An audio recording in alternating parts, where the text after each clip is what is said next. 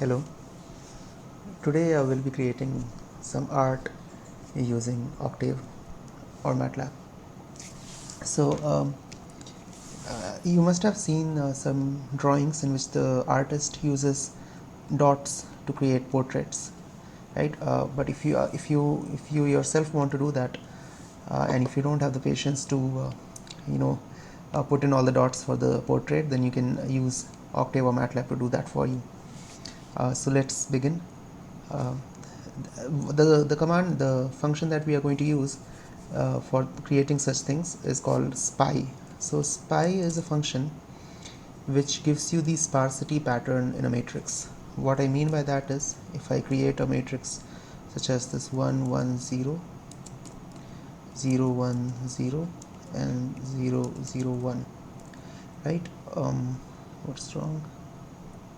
Okay, I didn't start Octave yet. Okay, let me start Octave,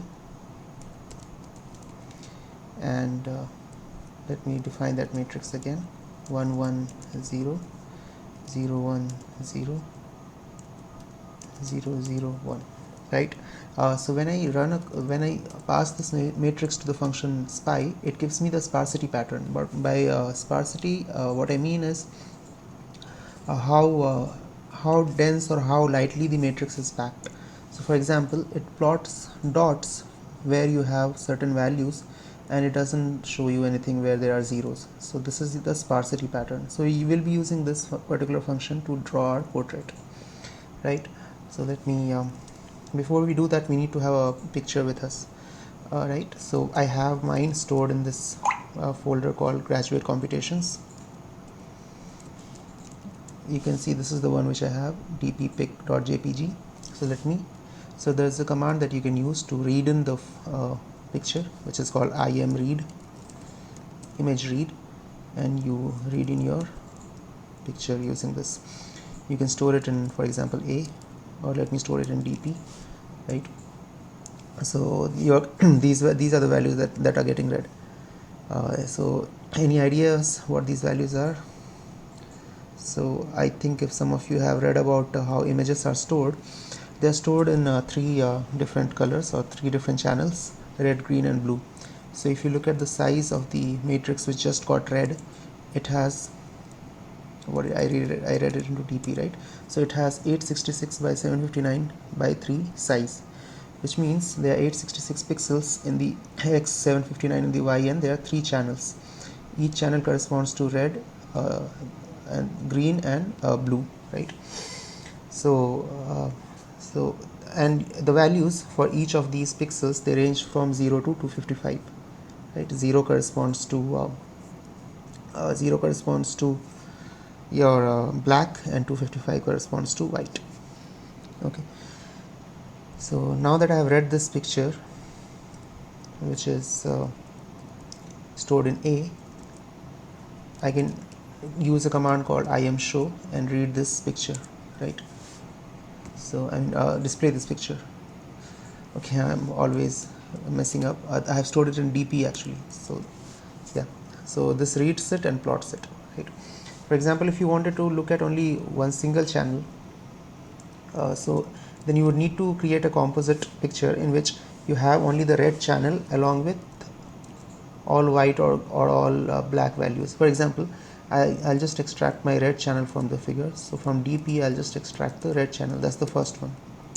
This extracts the red, and now if I want to plot it, if I want to show or see it, then I can pass it to im show. But remember, it takes an entire picture. It needs two more channels, so I need to add two more channels to this red one so that I can see this picture. So I'll create those two channels using only 0 values. So, and remember, 0 is black, so just write all black, name a variable called all black, and give it zeros. How many zeros?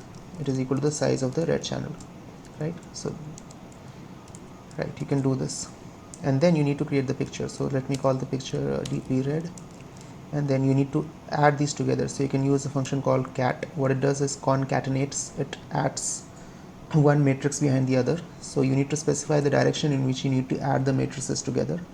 you need to stack the matrices together. So I'm going to stack my matrices in the third direction, or the Z direction. So the first matrix is R, the second is all black, and the third is also all black. Right, now let's see how this image looks like. DP red, so it should probably be red. So this is the first channel of the figure which I just read in. Then similarly you can create different channels, I mean figures in different channels. So this, if you want, the second is green, right? So before that you have to extract green from your figure. So you can do that using this green as in the second channel, and then create DP green, but remember you have to place it in the second place.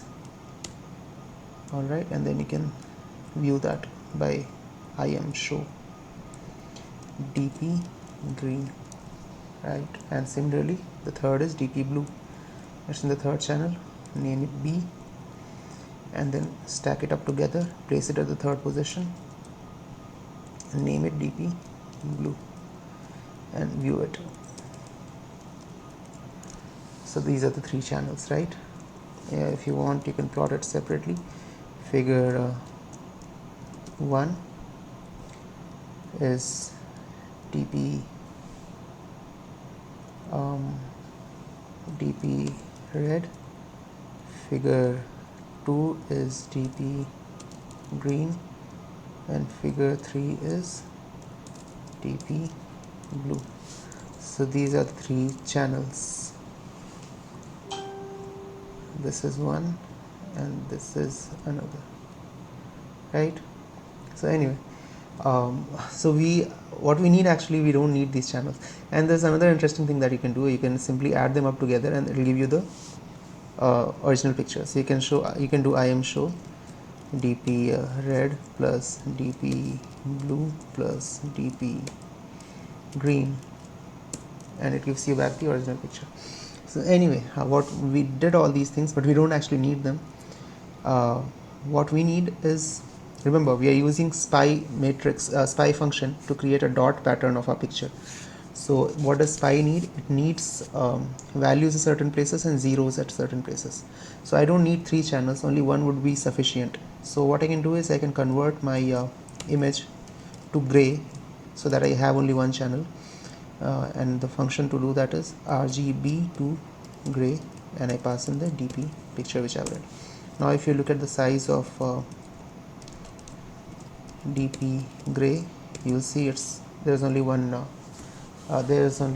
dimension along the Z direction, so there are only nx into ny into 1. That's why it's not shown. So you have only one channel. And if you look at this,